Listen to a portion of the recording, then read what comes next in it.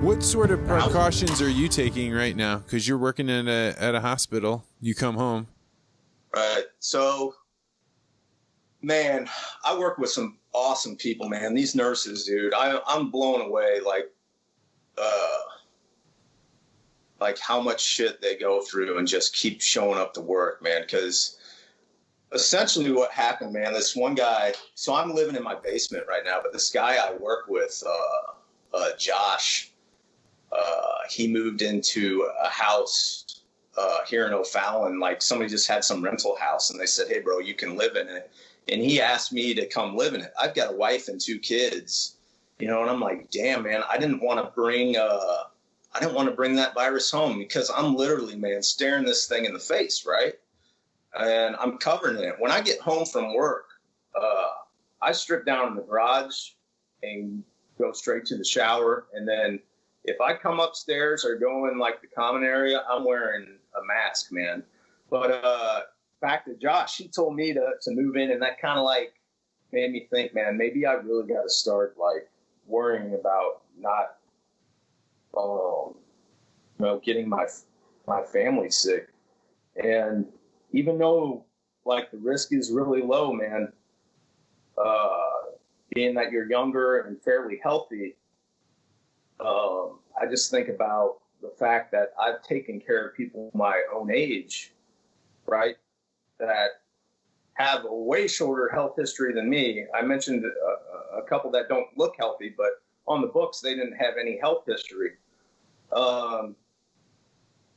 So I thought about that, man, and I just kind of did my own thing. But I think that, dude, because the odds of me getting sick, I mean, there's definitely a potential. I could be an unlucky one that could get sick and die. But I would hate to think that, I got like either my kids or my wife sick. Is that still a possibility? Sure, man. But I'm going to do everything I can in the meantime to make sure that they don't get sick. So I moved down to my basement, bro, and I got a microwave and like a Foreman grilling machine and a fridge down here. And it gets pretty lonely down here, I'm not going to lie, but I try to stay outside most of the time. I lift a lot of weights in the garage and stuff if I'm not working. So it's not too bad, man. I got a bedroom down here, so I'm not complaining. I know. And as you look out on the horizon, would you do that for another 2 months? Well, and that's the thing I talked about, is like how sustainable is this, man? Like how long can I do this for?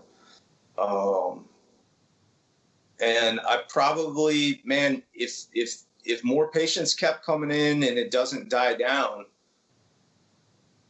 I could do it for 2 more months. That's not a problem.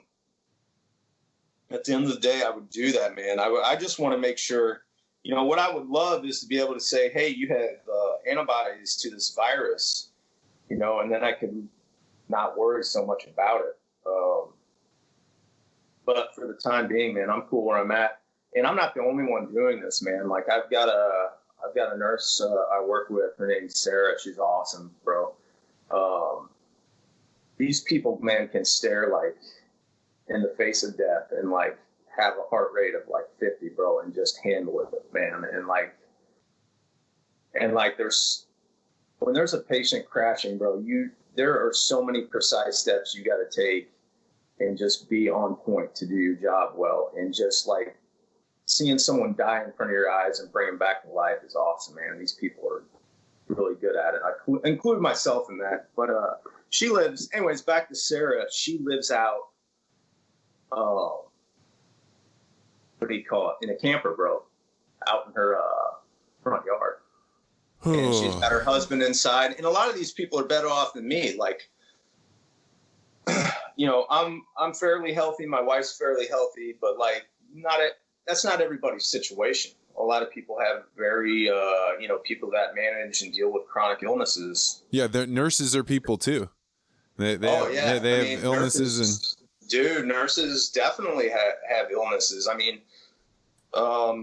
we're stressed to the gills. Like it's really common to see an unhealthy nurse, bro. I mean, I'm talking physical health. I'm talking mental health. That is a real reality, particularly in the ICU that we deal with. They say like the ICU nurses PTSD rates are like as high as a veteran of like the wars in the Middle East. Well, when I Like, would come home from being a deckhand on the ship or being out in the Peace Corps, I would hang out with nurses because they partied, right? So like, they're blowing off steam. If they've just gotten off like 4 days of working 12-hour nights, and then they go out and party, like, and that's not because they're healthy.